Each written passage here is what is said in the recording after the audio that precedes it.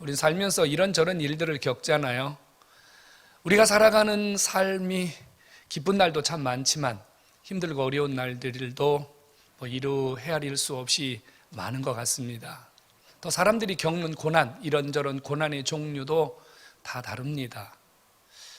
초대교회, 예수님의 부활, 승천 이후에 세워진 교회 아닙니까? 참 보잘것없는 교회였습니다. 변변치 않은 건물도 없고 또 시설도 없고 그렇게 사람들에게 내놓을 만한 유력한 그런 사람들도 거의 없던 교회, 초대교회입니다. 이런 초대교회는 핍박의 대명사, 환난, 고난, 역경, 시련, 시험 정말 끊임없이 쏟아졌습니다. 어쩌면 예수 믿는다는 그 자체만으로도 그들은 자신들의 삶의 현장의 모든 것을 포기해야만 했습니다. 자유를 포기하고 권리를 포기하고 자기들의 인격도 포기하고 자기들이 가지고 있는 모든 것을 다 포기해야만 하는 것이 초대교회 성도들이었습니다. 그럼에도 하나님은 이렇게 삶의 고난과 모든 것을 포기해가는 세상 사람들이 볼 때는 참 왜 저렇게 살까?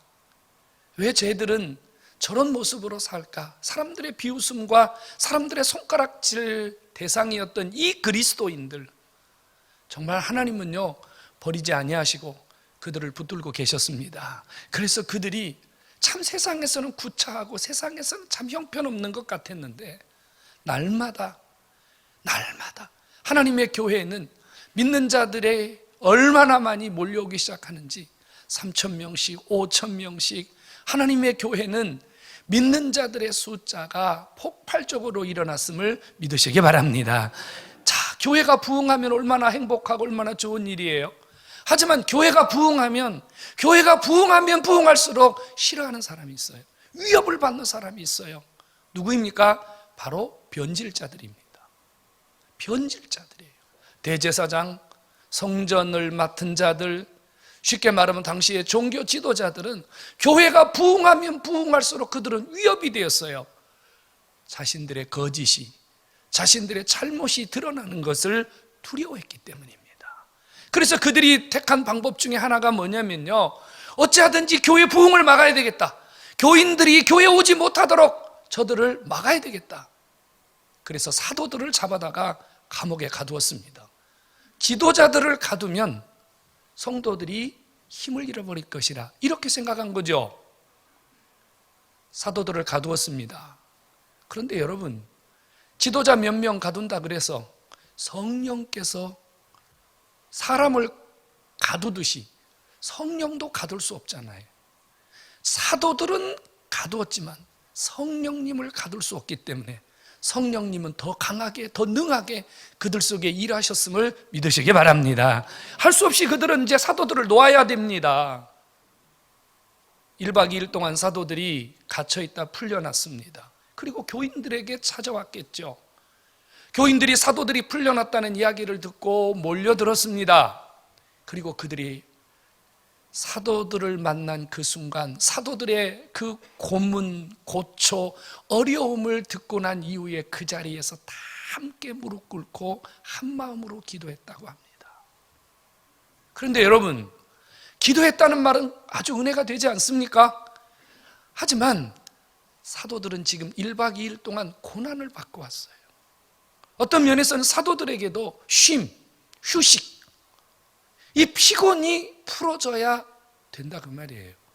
사도들이 감옥에서 놓이자마자 또 붙들고 기도했다는 말은 어떤 면에서는 사도들에게는 2중 3중의 피곤함이 아닐까, 이런 생각을 할 수밖에 없지요. 그리고 또 하나는요, 31절에 보면 빌기를 다 했다. 그 말은 기도가 마쳤다는 얘기예요. 그 기도 시간이 1시간인지 2시간인지 3시간인지 모르겠어요. 빌기를 다 했는데 그 다음에 무슨 일이 일어났냐면요, 모인 곳이 진동하더니 각 사람들에게 다 성령의 충만함이 임했다고 합니다. 무슨 말입니까? 그들이 열심히 그곳에서 기도했는데 하나님이 즉시 응답하셨다는 말입니다. 그렇게 아멘 하셔서 되겠습니까? 하나님이 즉시 응답했단 말이에요. 즉시. 근데 여러분, 제가 여러분께 한번 여쭤보고 싶어요. 기도 응답 받으십니까? 기도 응답 즉시 받으십니까? 사실 우리 모두는요, 기도 응답에 대한 간절함이 있어요. 내가 주님 앞에 열심히 기도했으니까 하나님이 응답 주시겠지, 하나님 응답하실 거야. 그런데 솔직하게 말하면 기도 응답 잘 받지 못합니다. 여러분들에게 누가 와서 기도 응답 받으신 적이 있습니까? 네, 할 수 있어요. 언젠간 받은 적이 있어요. 그렇지만 지금 계속해서 지속적으로 응답받고 있습니까? 만약 이렇게 묻는다면 여러분 아마 대답을 주저하실 겁니다. 이유는 기도 응답받는 일이 결단코 쉽지 않은 거예요. 그런데 이 사람들은 즉시 응답을 받았단 말이에요. 즉시. 어떻게 이런 일이 가능했을까? 오늘 주 앞에 나오신 여러분, 우리 문제 많아요. 우리 시험도 많고 어려움도 많아요. 우리 힘으로 풀 수 없는 것 너무 많아요. 그래서 누구의 도우심이 필요하죠? 주님의 도우심이 필요해요. 그래서 우리가 주님 앞에 오늘 예비드리러 나온 거예요, 사실. 그렇다면 우리에게도 응답이 필요하다는 말이거든요. 응답 받아야 되는, 이거는 옵션이 아니라 기도 응답은 필수적으로 받아야 되는 우리의 문제라 그 말이에요. 오늘 하나님은 응답하시는 분입니다. 하나님은 우리의 기도를 들으시고 결과를 주시는 분입니다. 오늘 여러분 이 예배를 통해서 여러분들에게도 하나님이 응답을 주시니까 여러분 응답받는 삶, 응답받는 기도, 응답받는 신앙생활 하나님의 음성을 통해서 받아가시기를 주의 이름으로 축원합니다. 축원합니다. 예수님이 이 땅에 계시는 동안 기도하라는 말씀 수도 없이 말씀하셨어요. 기도해야 된다, 기도해야 된다, 기도해야 된다. 베드로와 요한과 야고보 주님이 아끼는 제자들 데리고 기도 시간 많이 가졌어요. 때로는 이 제자들이요 주님과 함께 기도할 때 기도 집중하지 못했습니다. 잠잤습니다. 주님이 얼마나 안타깝게 여기셨어요. 한시도 깨어 기도할 수 없더냐, 너희들 몸이 피곤한데 너희 그래도 기도해야 된다. 주님이 우리에게 기도를 강조하신 이유는 뭡니까? 한 가지예요. 우리가 기도하면 들어주시기 위해서입니다. 기도하면 응답하시기 위해서 하나님이 우리에게 기도하라고 하신 줄로 믿으시기 바랍니다. 주님 어떤 분이십니까? 주님의 손에는 뭐가 들어있는 줄 아십니까? 요한계시록 3장 7절과 8절에 보면 예수님 손에는 열쇠가 있다 그래요. 어떤 열쇠냐면요, 다윗의 열쇠라 그럽니다. 그 열쇠로 한번 열면 닫을 자가 없고 그 열쇠로 한번 닫으면 열 자가 없다고 합니다. 우리 주님은 인생의 모든 닫힌 것을 열 수 있는 유일한 분이심을 믿으시기 바랍니다. 기도가 무엇입니까? 그 열쇠를 가지신 주님이 여러분들의 인생을 풀어주시도록 주님에게 도움을 요청하는 것. 119 주님 도와주세요, 저 지금 급해요. 주님 도와주세요, 저 지금 급해요. 이게 기도입니다. 성도 여러분, 이 지금 초대교회 성도들이 하나님 앞에 기도했는데 즉시 응답하셨어요. 이유는요, 이들의 기도가 살아있었기 때문이에요. 살아있었기 때문에. 여러분, 죽은 기도가 있다는 말입니다. 죽은 기도는 밤새 해도 소용없어요. 아무리 많은 시간을 하나님 앞에 노력하며 기도해도 소용이 없어요. 여러분, 너희가 구하여도 얻지 못하는 기도가 있다는 얘기입니다. 죽은 기도가 있다는 얘기예요. 구하여도 얻지 못함은 정욕으로 쓰려고 잘못 구함이라. 하나님 그분하고 전혀 관계없이 내 목적을 위해서, 내 이익을 위해서, 내 정욕을 위해서 구하는 기도는 죽은 기도라 그 말입니다.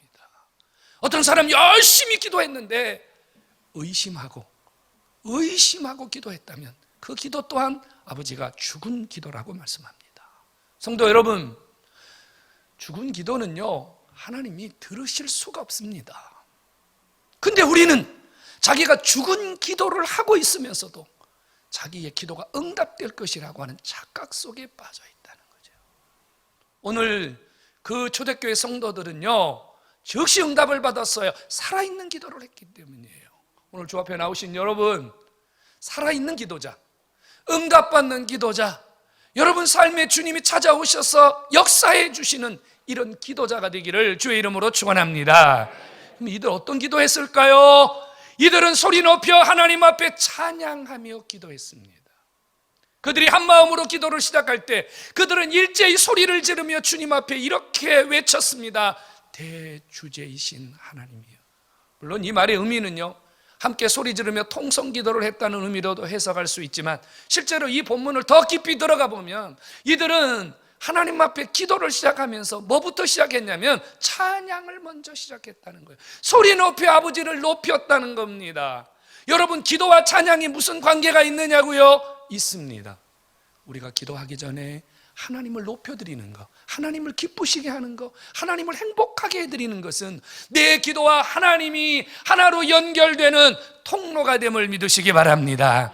찬양이 있는 기도입니다.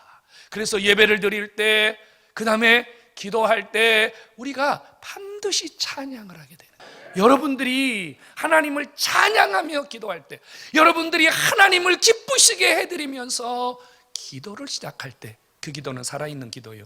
하나님이 여러분들에게 통로가 되어주셔서 여러분들의 기도를 들으심을 믿으시기를 축원합니다. 찬양하십시오. 더 즐겁게 찬양하십시오. 더 기쁘게 찬양하십시오. 하나님을 높여드리는 일에 집중하십시오. 여러분들의 기도가 살아날 줄로 믿습니다. 여러분, 살아있는 기도는 어떤 기도입니까? 하나님 말씀을 붙들고 하는 기도입니다. 하나님 말씀입니다. 여러분, 우리의 기도의 목적이 뭐죠? 주의 뜻을 이루어 드리는 것입니다. 아멘. 하나님 뜻을 이루어 드리는 거예요. 그런데 우리가요, 아버지의 뜻을 몰라요. 성경을 몰라요. 주님이 무엇을 요구하시는지를 몰라요. 그러니 자꾸 내 욕심, 내 생각, 내 계획, 자꾸 나에게 기도가 집중되는 것입니다. 초대교회에 환란이 왔어요. 핍박이 왔어요. 그런데 이들은 하나님 말씀에 깨어 있었습니다. 시편 2편을 붙들었어요. 시편 2편은요, 메시아의 고난과 승리를 예언한 책이거든요. 이들은 이 고난 앞에서 하나님 말씀을 붙들었습니다. 하나님, 우리가 지금 고난받는 것이 성경에서 이미 주님이 말씀하신 것임을 우리가 깨달았습니다. 그래서 우리는 이 고난 앞에서 원망하거나 불평하는 것이 아니라 주님이 약속하셨으니 우리는 이 고난을 달게 받겠습니다. 말씀을 붙들었어요. 하나님 말씀을 붙들고 기도하니 시련도 감사가 오고 문제도 문제될 게 없고, 하나님 말씀 붙들고 기도하니 그 말씀 속에서 힘을 얻어서 더 주의 뜻을 찾게 되는 영성 있는 기도, 살아있는 기도가 됨을 믿으시기를 축원합니다. 말씀 붙드세요. 여러분, 말씀 붙드세요. 내가 열심히 기도했는데 아버지의 뜻과 전혀 관계없는 것을 구했다면 그건 죽은 기도 아닐까요? 내가 금식하며 철야하며 기도했는데 하나님이 원하시지 않는 것을 구했다면 그건 죽은 기도 아닌가요? 그러면 나는 시간 낭비, 에너지 낭비, 여러분 얼마나 곤고해지겠습니까? 말씀을 붙드십시오. 말씀을 붙드십시오. 설교를 준비하다 보니까요, 이런 은혜스러운 글이 하나가 있더라고요. 어느 기관사가요, 자기 교회 근처를 이렇게 기차를 몰고 매일 왔다 갔다 하는 그런 일을 했습니다. 기관사가요, 자기 그 동네를 왔다 갔다 하면서 기차를 몰고 다녔는데 어느 날 갑자기 목사님 사택이 눈에 들어왔습니다. 아, 저기 우리 목사님 사택이 보이는구나. 그러면서요, 이 기관사의 마음속에 이런 생각이 들었어요. 내가 경적을 빵 울리면 이 소리를 듣고 목사님이 기도해 주시지 않을까 하는 생각이 들어서 경적을 빵 울리고 갔습니다. 그리고 다시 돌아올 때 또 목사님 사택을 바라보면서 경적을 빵 울렸습니다. 목사님 기도해 주셔서 잘 다녀왔습니다. 이렇게 기관사가 자기 믿음으로, 자기 신앙으로 경적을 울렸습니다. 주일날 교회 갔습니다. 목사님이 그 기관사를 보더니 이렇게 물었습니다. 요즘 하루에 2번씩 경적이 울리던데 왜 울리셨습니까? 혹시 무슨 일이 있으셨습니까? 라고 물었더니 기관사가 그가 가진 마음을 고백했습니다. 목사님은 아무 말씀도 하지 않으셨습니다. 몇 개월이 지난 다음에 이 기관사가 몰던 열차에 대형 사고가 일어났습니다. 그런데 참 놀라운 것은 심각한 부상자 없이, 사망자 한 사람 없이 이 열차가 일어난 사고에 비해서는요, 이 부상자나 사망자가 없기 때문에 사람들이 모두 놀라고 사람들이 모두 감사했습니다. 목사님이 달려왔습니다. 목사님이 이렇게 말씀하십니다. 당신이 경적을 울릴 때마다 내가 시편 90편 10절로 12절의 말씀을 붙들고 기도했습니다. 저에게 재앙이 임하지 못하게 하시고 하나님이 저를 천사를 보내서 사자를 보내서 붙들어 주셔서 저의 발이 부딪히지 않게 해주십시오. 내가 이 말씀을 붙들고 기도했습니다. 그랬더니 기관사가 하는 말이요, 너무 놀랍습니다. 목사님, 저도 기도할 때마다 시편 90편 10절로 12절 말씀을 붙들고 기도했습니다. 여러분, 살아계신 하나님이 역사하신 줄로 믿으시기 바랍니다. 말씀을 붙들고 기도할 때 하나님은 그 말씀을 붙드는 자에게 그 말씀대로, 왜요? 성경이 약속이잖아요. 내가 이대로 하겠다, 약속이잖아요. 여러분들이 하나님 앞에 약속을 붙들고 기도할 때 주님은 꼼짝없이 이 약속대로 이루어 주시는 줄로 믿으시기를 축원합니다. 살아있는 기도는 그 안에 약속이 있습니다. 말씀이 있다는 얘기예요. 또 하나는 살아있는 기도는요, 목적이 분명합니다. 우리 한참 기도하다 보면요, 기도가 중구난방됩니다. 이상하게 기도를 시작했는데, 아니 서울에서 기도를 시작했는데 끝나고 보니까 제주도가 있습니다. 기도가요, 향방을 잃어버리는 기도가 너무 많아요. 바리새인처럼 예수님 지적했잖아요. 우리는 하나님 앞에 말을 많이 해야 주님이 들으시는 줄 알아요. 어떤 사람은요, 멋진 말들, 또 뭐 사람들이 감동받을 만한 말들 많이 하면 아버지가 듣는 줄 알아요. 그래서 가끔 대표 기도하시는 분들이 기도를 길게 하는 이유가 뭐냐면요, 자기들이 준비해 놓은 그 멋진 말들을 다 읽어 내려가야 되기 때문에 기도 시간이 길어지는 거예요. 여러분, 기도는요, 목적이 분명해야 돼요. 이 사람들은요, 이 초대교회 성도들은요, 목적이 분명했어요. 그들은 뭘 하나님 앞에 목적을 가지고 기도했냐면요, 하나님께서 주권을 가지고 우리 안에서 모든 일을 행하신다는 그 믿음을 가지고 하나님 앞에 기도했습니다. 이게 목적이에요. 목적이에요, 여러분. 자, 헤롯과 본디오 빌라도가 짝짝꿍이 돼가지고 예수를 죽였습니다. 그리고 지금 저 종교 지도자들이 우리를 죽이고 교회를 핍박합니다. 그런데 이 모든 일들도 하나님 그분이 예정하신 일들을 이루어가는 과정인 것으로 우리가 받아들이겠습니다. 그들의 기도는 목적이 분명했습니다. 하나님의 주권을 향하고 있기 때문입니다. 하나님 그분을 향해서 그들의 몸과 마음과 영이 집중하고 있기 때문입니다. 그들은 목적이 분명했습니다. 그들은 이렇게 기도합니다. 하나님, 우리가 이 환난과 핍박 때문에 우리가 지금 죽을 지경입니다. 아버지, 우리 몸도 좀 낫게 해주시고, 아버지 우리 먹을 것도 좀 주시고, 아버지 우리 생활도 좀 지켜주시고, 우리 지갑에 돈도 없고 우리 자식들이 뿔뿔이 흩어졌는데 아버지 어떡합니까? 어떡합니까? 아버지 좀 살려주세요. 이런 기도하지 않았습니다. 이들의 기도의 목적은 하나였습니다. 우리가 이 고난과 이 환난 속에서도 하나님의 말씀을 담대히 증거하게 해주시옵소서. 이들의 목적은 복음 전하는 것이 기도의 목적이었습니다. 매맞는 거, 굶는 거, 쫓겨다니는 것이 문제가 아니라, 하나님, 내가 어떤 상황에서든지 어떤 사람 앞에서든지 담대하게 주님 증거하게 해주십시오. 기도의 목적이 분명했습니다. 두 사람이 사업을 합니다. 한 사람은요, 자기의 영광과 자기의 부귀와 자기의 먹고 사는 일을 위해서 기도합니다. 한 사람은요, 이렇게 기도합니다. 주여, 내가 이 사업을 하는데 돈이 필요합니다. 내가 주님의 나라를 위해서 돈이 필요합니다. 내가 복음을 위해서 돈이 필요합니다. 내가 정말 하나님 나라를 위해서 내게 돈이 필요합니다.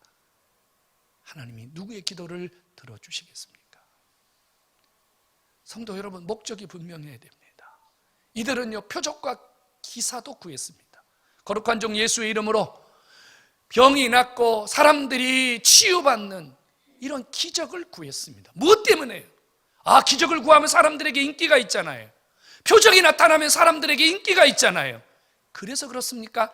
아닙니다.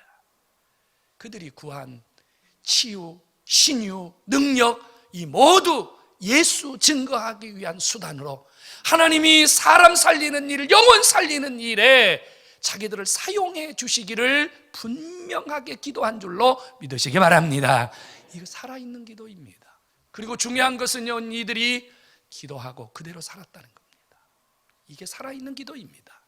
여러분, 우리와 다른 점이 뭔 줄 아십니까? 우리는 정말 많은 기도를 해요. 우리는 정말 많은 시간 아버지 앞에 기도해요. 근데 자기가 기도한 내용을 기억하고 내가 이 기도했으니 이 기도대로 살아야 되겠다, 이렇게 생각하시는 분은 과연 몇 분이나 계실까요? 여러분, 열심히 구했는데, 열심히 기도했는데 기도대로 살지 않는다면 살아있는 기도일까요? 죽어있는 기도일까요? 31절이 이렇게 말합니다. 그들이 하나님 예수 믿게 해주세요, 복음 전하게 해주세요, 주님, 이렇게 기도하고 마지막 절에 뭐라고 그랬어요? 그들이 나가서 담대히 아버지의 말씀을 전하니라. 하나님 말씀을 전하니라. 그들은 기도했고 자신들의 기도를 삶으로 옮겼습니다. 이것이 살아있는 기도인 줄로 믿으시기를 축원합니다. 여러분, 삶이 있어야 돼요. 아버지 축복해 주세요, 아버지 건강 주세요, 아버지 돈 주세요, 아버지 은혜 주세요, 내가 주님 위해 살겠습니다, 내가 주님 위해서 드리겠습니다, 내가 주님 위해서 헌신하겠습니다. 그렇게 했다면 하셔야 되는 거예요. 하셔야 되는 거예요. 그래야 살아있는 기도가 되는 거예요. 그 살아있는 기도에, 살아있는 삶에 하나님의 역사가 일어나는 거예요. 성도 여러분, 하나님은 우리의 기도를 응답해 주심을, 여러분들의 기도를 응답해 주심을 굳게 믿으시기를 주의 이름으로 축원합니다. 응답받아야 된다는 말입니다. 응답 못 받으면 힘들어요. 여러분, 왜 교회에 오는 것이 즐겁지 않습니까? 주님이 내게 은혜를 주신다, 주님이 내 삶에 은혜를 주신다, 내 삶에 하나님의 기적이 있다, 이게 여러분들의 삶 속에서 막 깨달아지고 체험이 되면 여러분, 교회에 오는 게 행복합니다. 그게 새벽이든 저녁이든 뭐 아무 문제가 안 되는 거예요. 그런데 여러분, 새벽에 작정하고 며칠 나와서 기도했는데 응답이 안 왔어요. 그러면 더 이상 새벽에 나와야 될 의미를 잃어버린 거예요. 금요기도에 나와서 열심히 기도하세요, 기도하세요, 아무리 해도 나는 열심히 가서 기도해봤자 뭐 별 달라지는 것도 없는데 뭐 이러면요, 여러분, 금요기도 안 나오는 거예요. 응답이 없기 때문이에요. 그런데 가만히 생각해 보세요. 응답을 못 받는 이유가 하나님이 내 기도를 안 들으시는 것일까요? 아니면 내가 죽은 기도를 하는 것일까요? 내가 응답받지 못하는 이유가 내가 기도를 잘 못해서 그런 것일까요? 아니면 하나님이 원하시는 기도를 하지 못해서 그런 것일까요? 사랑하는 여러분, 응답이 필요하지 않습니까? 응답이 필요해요. 저도 이 설교를 준비하면서 하나님 앞에 간절히 기도했습니다. 왜? 저에게도 응답이 필요하기 때문입니다. 응답이 필요해요. 응답이. 여러분, 응답 받는 비결은요, 살아있는 기도하는 거예요. 살아있는 거예요. 살아있는 기도. 주님이 오늘 여러분들의 살아있는 기도를 응답하시기 위해서 이 자리에 찾아오셨습니다. 여러분, 그 주님 붙드시고 여러분 기도하시고 또 기도하시고 또 기도하셔서 여러분들의 삶에 변화가 있고, 오늘 성경이 뭐라고 말합니까? 그 모인 자리가 진동했다 그래요. 진동은 땅이 진동한 겁니까? 사람의 몸이 진동을 일으킨 겁니까? 뭐 둘 다일 수도 있지만 저는 이렇게 봐요. 그 모인 사람들에게 주님이 진동하셨다는 말은 각 사람들이 기도한 내용대로 주님께서 주님이 만져주셨다는 거예요. 각 사람의 필요대로 주님이 터치하신 거예요.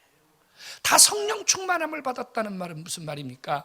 그들이 기도한 내용대로 하나님께서 이루어 주시리라고 하는 주님의 확신과 격려입니다. 성도 여러분, 반드시 기도는 응답됨을 믿으시기를 축원합니다.